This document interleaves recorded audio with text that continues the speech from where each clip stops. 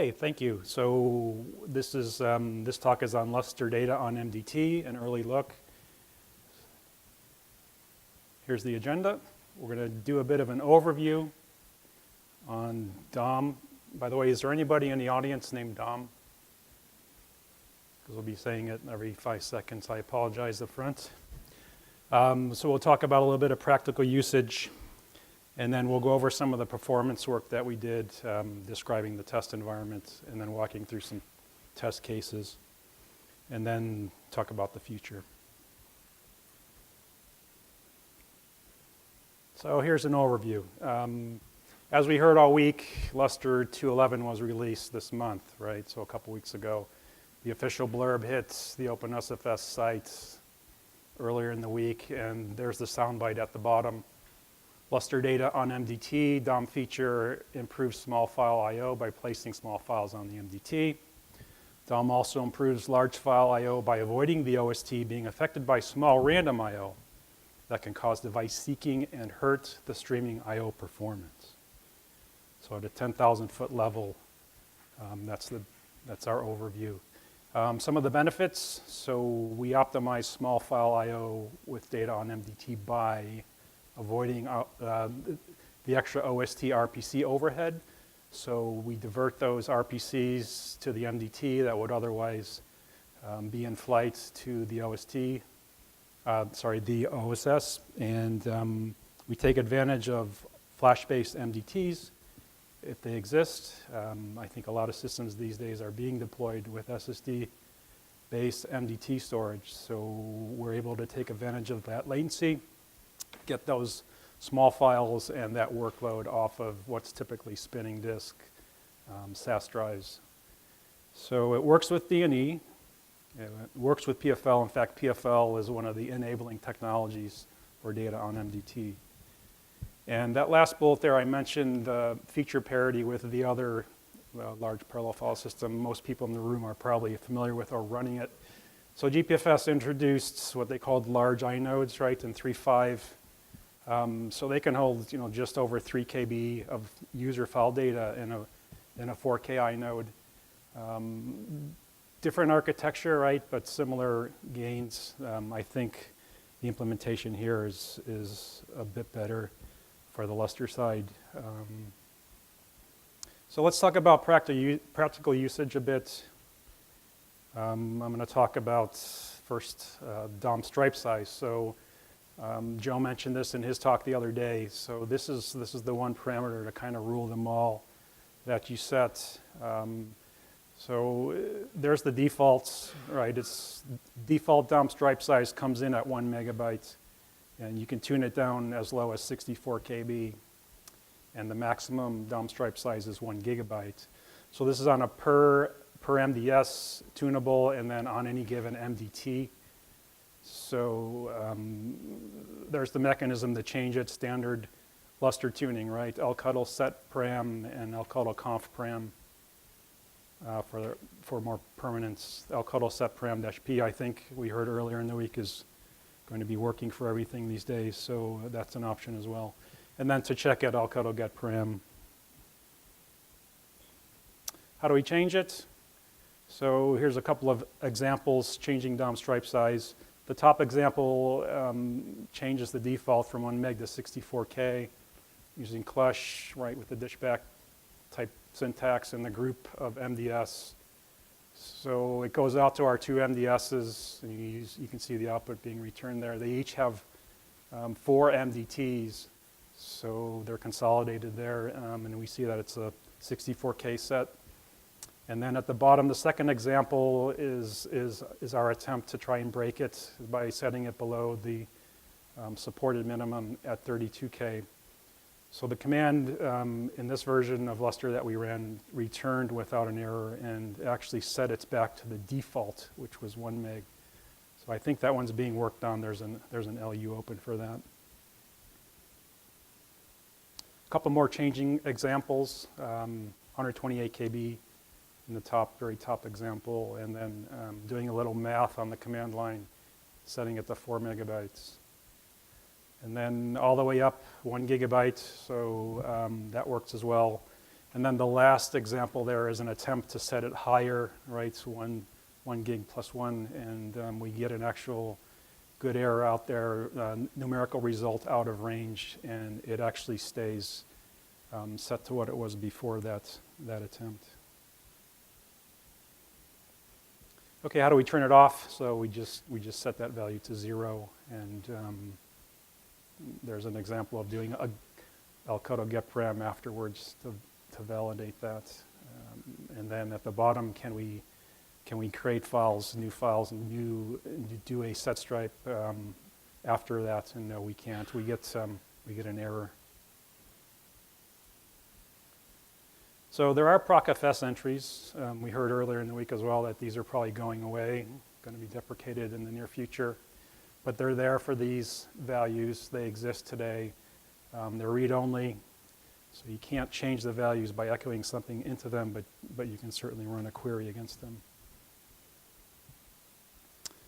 Okay, so as I mentioned earlier, PFL is one of the underpinnings of this technology, so we're going to talk a bit about the component side and how the striping actually works.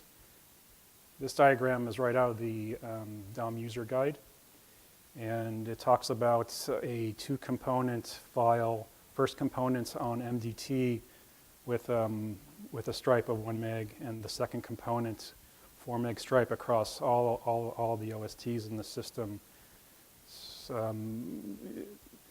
We'll go over some examples on using this in this fashion as well. Here's an excerpt from the man page for LFS set stripe that just I just extracted the main 2 parameters that have to deal with data on MDT. So there's this component end piece, which is also common to PFL. So you can call it out with the long version component end or -E, and then the -L layout where you would specify MDT instead of RAID 0, which is the default. So a couple rules, guidelines, and things you can't do with LFS set stripe. Top example, he says MDT layout can be only the first one, so we try and set it multiple times. We're trying to do a -E or a -L MDT for all 3 components. And then for the second one, MDT component is always a single stripe, so we can't specify 2. And the third example, you can't specify a stripe size either. So those errors are perfectly legitimate. And I think we talked about some of these guidelines in the bottom. Just a couple of them that I'll mention again. So the third bullet at the end there, it specifies that the MDT objects are placed in MDT are in object data blocks as opposed to metadata data blocks. And the last 2 are also of interest. So the OST components aren't instantiated until you actually grow into the file. So if you do a set stripe on an empty file, we can show some examples of that as well. And of course, if a DOM layout is set on an existing directory, everything created under that directory has inheritance.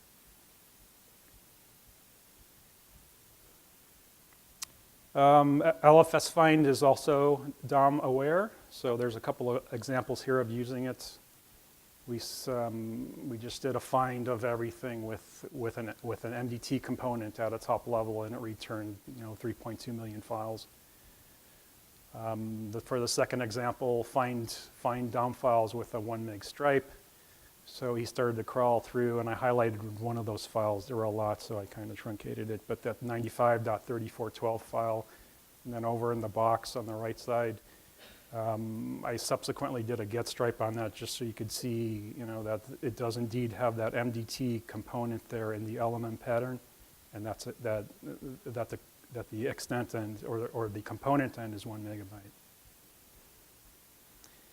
And the last example, set stripe's pretty flexible, so we can tell it to find all data on MDT files that are less than 180K, and he came back with those. Okay, a couple examples of using LFS setstripe to create files with an MDT component. So this one's pretty simple, single component, 1 megabyte dash E, so dash LMDT dash E1, and the file name. And then I did the get stripe on the left-hand side there. What happens if we try and write past that 1 meg file boundary? We get a no data available error. So very simple example. Next example is a two-component stripe. So first component, data on MDT, 0 through 1 megabyte on DOM. And then the second component in green there is 1 megabyte through end of file, restricted to one OST at a 1 meg stripe. And I mentioned earlier, though, the stripe, so the FID instantiation doesn't happen until you write to the file. That's kind of where the red arrow is pointing to on the bottom. You don't see that. I have some other examples where you actually don't see that. Third example, this one's a little bit more complex. So similar MDT component plus one OST component. So 1 gig on the DOM component, and then the second component on the OSTs, striping across all OSTs in the file system. This particular file system had 14 OSTs in it, so you see those indexes 0 through 13. And the last example for the PFL style component layout. This one has 4 components, so data on MDT, 1 megabyte, right? And then 1 meg through 64 meg on the first OST component. And the third stripe up to 8 gigabytes. And the last stripe over all the OSTs with a 4 meg stripe size. Okay, so much for the examples of setting up files and directories with setstripe. Let's talk about the testing that we did. We'll talk about the hardware config and then some of the software versions, and then talk about the test cases. So this was the environment we tested on. It consisted of, for the metadata side, a DDN SFA 7700 with some flash, and two MDSs attached via IBSRP. And on the object storage side, we used the DDN ES7K with 2 virtual OSSs embedded, 10 clients, everything attached via FDR InfiniBand. And this was the software stack on that set of hardware. So pretty much the same across the board as far as the versions of Lustre. So we used Exascaler 4 development version, which included the upstream 2.1150 version of Lustre.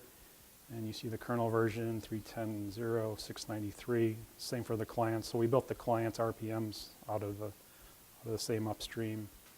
Of course, CentOS 7.4, and the SFA was running SFAOS 3.13. Minimal tuning there as far as the Lustre file system goes.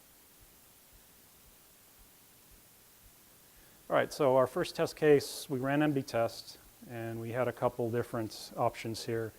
So we ran solely on the non-DOM MDTs plus, including the OSTs, which were the nearline SAS drives. And then for the test case 1B, we ran just on the data on MDT.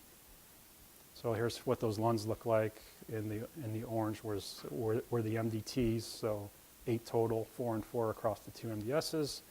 And then the file system at this point still had 14 nearline SAS OSTs. So here's that first test case. So non-DOM MDT and HDD OSTs. This is the setup. So what we did is we looped through and pre-created directories for all these tests actually, and then we ran both MD test and IOR with the -U option for to actually run and create the files in unique directories. So there's the loop through to actually do the pre-creation and then at the bottom left, we're seeing that. So yes, all of our directories are on unique MDT indexes. And on the right are the MD-test command line. So 2 iterations, 10,000 files per. And the methodology here was to loop through the -w bytes written to file parameter.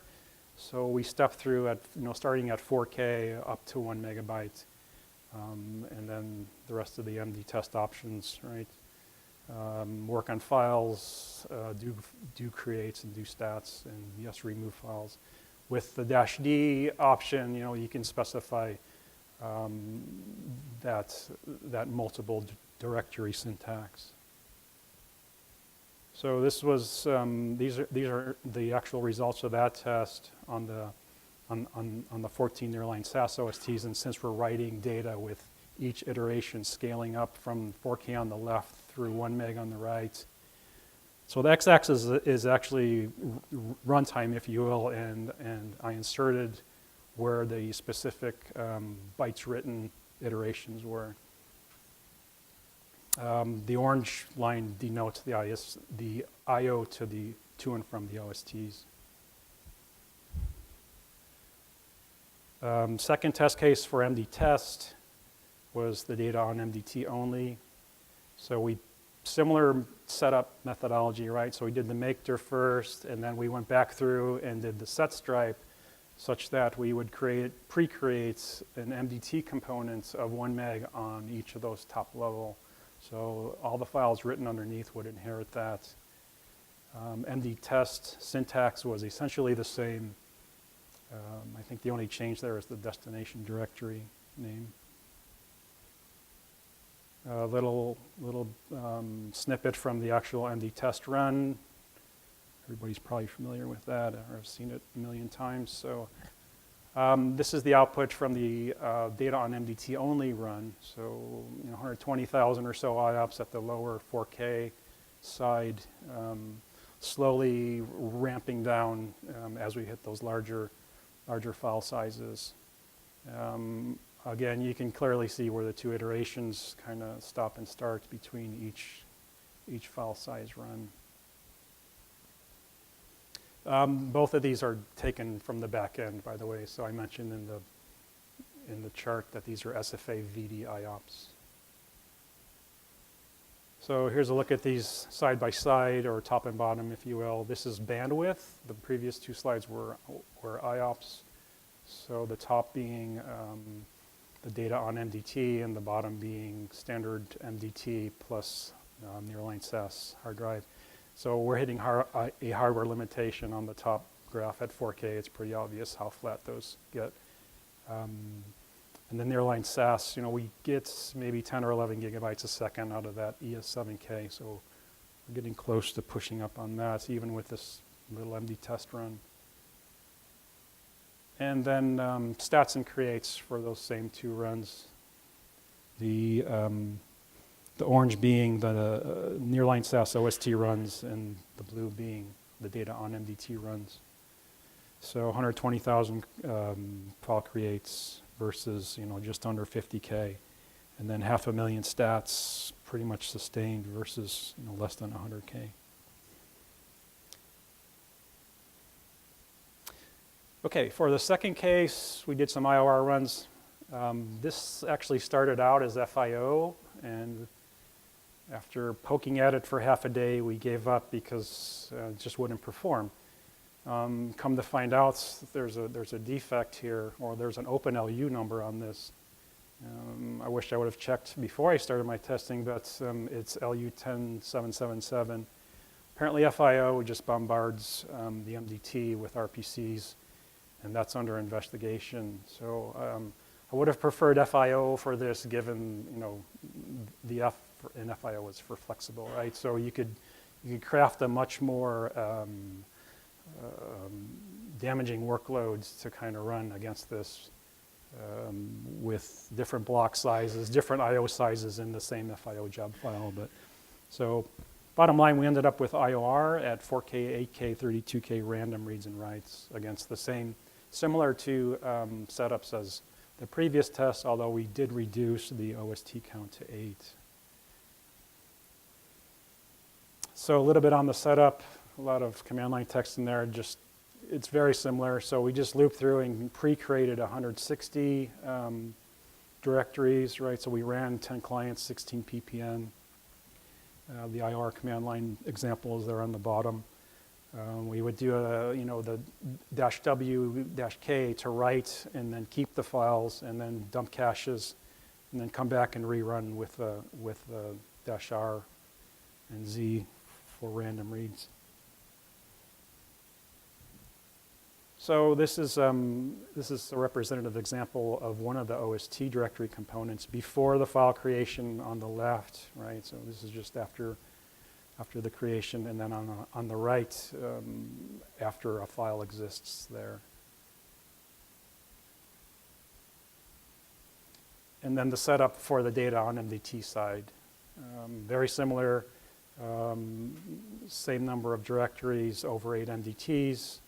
And then the difference being at the bottom, we do the set stripe again to instantiate, to kind of limit the directories to data on MDT components and with a size of 1 gig. Similar outputs of notes, you never do see, once a file's created on data on MDT, you never do see that instantiation of the FID. I don't know if that's something that's it's built into the architecture or if that's something coming, but it's just not there. Two tests, so here's the output from these two test cases relative to the IOPS and write IOPS, right? So the takeaways on this one are, for one, the run times, right? So there's those numbers on the bottom on the x-axis are actually seconds. So it's a 2-hour runtime versus 4 minutes on data on MDT. I drew that red line in the bottom graph on the nearline SAS run to indicate where the data on MDT runtime would have stopped. So we peak at about just 150K IOPS versus 6,000. These are random writes. And that's, if you do the math, that's kind of the max for that number of spinning nearline SAS drives as far as random write IOPS goes. And I took a subsection of that previous bottom run just so you can see the variation over, this is 150 seconds, so 2.5 minutes worth of runtime. See the variation for the different size I/O runs, 4K in red. So that's why that graph looks so jagged. We're kind of oscillating between 5,000 and maybe 7,000 over time. And these are read IOPS for the same run. Similar, so the runtime I think was cut in about half for the OST run, 50 some minutes versus almost 6 on the data on MDT side. But as far as IOPS go, they're almost double. We're almost hitting 400,000 IOPS there on the data on MDT side versus not quite 15. And the last test case, so this one, we scratched our head and how do we really show the benefits here with what we had? And one of the ideas that came up, well, let's run some real workload and see what it looks like when everything's banging on nearline SAS OSTs, and then subtract that workload and push it over to data on MDT, and we can compare the two sides. It kind of worked, so the A case here is basically the control, right? So that's going to be the sequential reads from the nearline SAS OSTs. That was our background workload, if you will. And then we introduced both B and C at different times. So the B would be, run this background workload, which is A, and then introduce a second workload, IOR writes, to the same set of OSTs. And then when that's done, we'll kind of start the background workload up again on the OSTs, and instead of pointing the IOR writes to nearline SAS OSTs, we'll redirect it over to data on MDT lens. I won't dwell on this one, but a bunch of detail about how we ran it, more about the setup and the set stripe, and the bottom half has the IOR run actual command lines. For the sequential write foreground workload, the disruptive workload, we kind of cranked up the PPN and oversubscribed in those. We only had 10 clients, so we had to split them up. And we kicked off the background workload with four clients, and then we were left with 6 to kind of play with how to disrupt it. So we oversubscribed those nodes on the MPI run side. So here's what that looked like. So on the left is the background workload all by itself. The top graph is runtime, and the bottom graph is bandwidth. So you can see what that workload did all by itself, right? When we ran it on just the OSTs. And the middle 2 columns would represent kind of the real workload where you have a open user cluster and people just launch jobs against each other, and the storage is what it is. So the 2 workloads, OST background and OST foreground, shown stacked up on each other relative to runtime and as far as the bandwidth. So if you take that bottom bandwidth middle and add it up, it's 11.6 gigabytes a second. That platform won't do any more throughput than that. That's peak 7700. So then we remove that disruptive workload and push it over to the data on MDT side and see what the run time looks like. It's about half, right? So, and we're able to pull as much more bandwidth out of the MDT side as we can. So 13.1 is much more than that single SFA 7700 can do. I mean, if we were to scale that up, that would be, be interesting to see where that stops.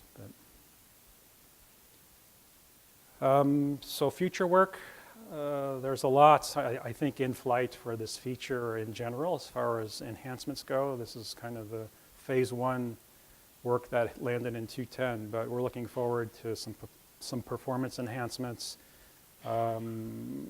Also to be able to do some migration. I think Joe talked about that yesterday a bit. We actually tried some LFS migrates and it didn't go well. And then read ahead for small file work is currently happening, and there's some work for the client first write size detect, being able to automatically change a layout. Some of the stuff we'd like to continue on with, so we'd like to do some work with DNE2 and stripe directories. None of this was DNE2, it was all DNE1 style syntax. So, and then of course large scale performance investigation with a real workload, because that's what really matters. We've got some customer codes and some commercial codes that we want to throw at this. And then more investigation into the RPC side of it, right? So taking what this really means, bombarding the MDS now with all these RPCs and what that means in the bigger picture. And also what, so we are starting to deploy some all-flash Lustre file systems. And I'm curious as to what the benefit of, because then it's just the RPCs that you're kind of moving over, right? You still have the flash-based OSTs. It'd be interesting to have a look at that and see what benefits are gained there. And then some small file size range testing with real codes. So I left in here some links to all the goodies up on the various sites when you get the PDF. And I'd like to acknowledge these guys for helping out with this talk. That's it.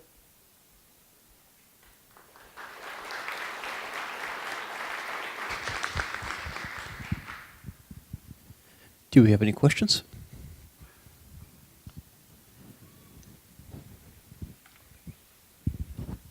So I know everybody's looking at all those DOM setting parameters with LFS and thinking, I'm going to go on disability for carpal tunnel when I'm done with DOM.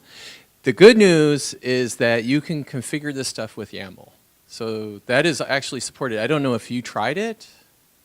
Not for this exercise. Yeah. It will make your life a lot easier.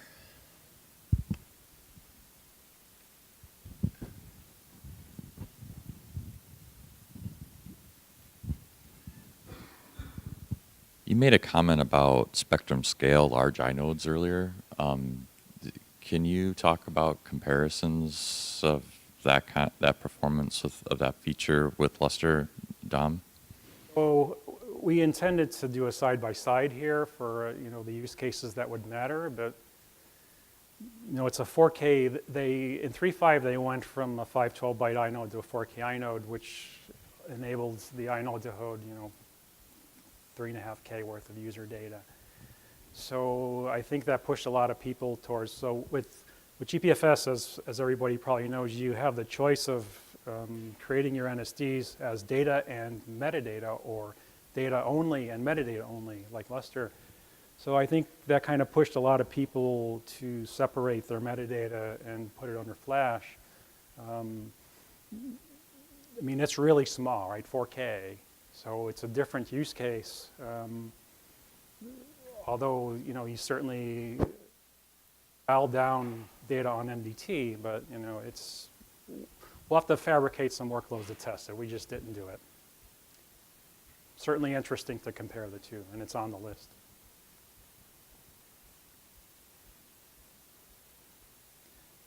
I want to mention one more thing, if there's no more questions. Well, so I briefly talked to Andreas. If you go to set this up, there's, make sure that you understand up front how you're allocating inodes on your MDTs, right? Because this is different.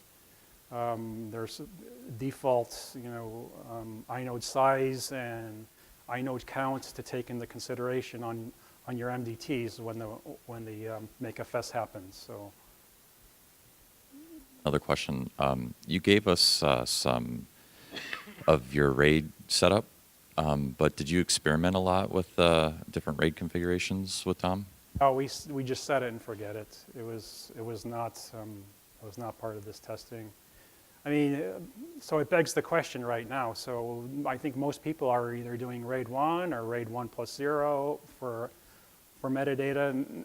Now that you can store, user data there, is that going to change the paradigm where people are going to start using, RAID 6, RAID 5, something else, to not have to sacrifice 50% of the capacity? So, yeah. Mentioned about taking care when setting up your MDT. I wondered, have you kind of looked at all, like what happens if you fill it up with these components, and do they get? You're going to run out of space. I might ask Andreas to comment if you're willing to. And you're going to fill up your MDT with inodes, right, and not have room for data if you take the default. So the current default, the current default for the MDT formatting is you only have about 2K of space for every inode that's created on the MDT, right? So that's not obviously ideal for data on MDT. And, that was fine because the extra space was only needed for, large extended attributes and logs and directories and things like that, right? So we tried to fill almost the entire MDT with inodes. And if you just turn on data on MDT, yes, you'll run out of space. That's one of the things that is going in, with the fixes for DOM 2, if you want to call it that, is that if you shrink like the DOM stripe size, or potentially we dynamically manage that, it will essentially, and this is better or worse, I don't know, accept feedback on this, but the thinking is that we would essentially override what you say for your DOM stripe limit is. So if you have no space on that MDT, your choice is I get an error and my file doesn't work, or you get less data on the MDT, or maybe no data on MDT and it goes over to the OSTs, right? And the current thinking is that we would just, the user requests a megabyte, but the administrator said 64K, you only get 64K instead of an error. And if you run out of space and it goes to 0, then it's no worse than what we had today, right? Well, that's so yeah. The question is, can it release the DOM part of the components? We do have to. Well, we have to implement the DOM migrate first, right? But secondly, that's a policy decision, and Lustre doesn't move your data around by itself. So you'd have to have something that says, just like Robinhood or something can monitor OST space, you release it, to the archive, or you can do space balancing between OSTs. You'd have to say, oh, my MDTs are getting full. And especially the files that already have data that's, grown onto the OSTs, there's not a huge benefit for keeping the first megabyte or 64K on the MDT. So you release that part and, move on.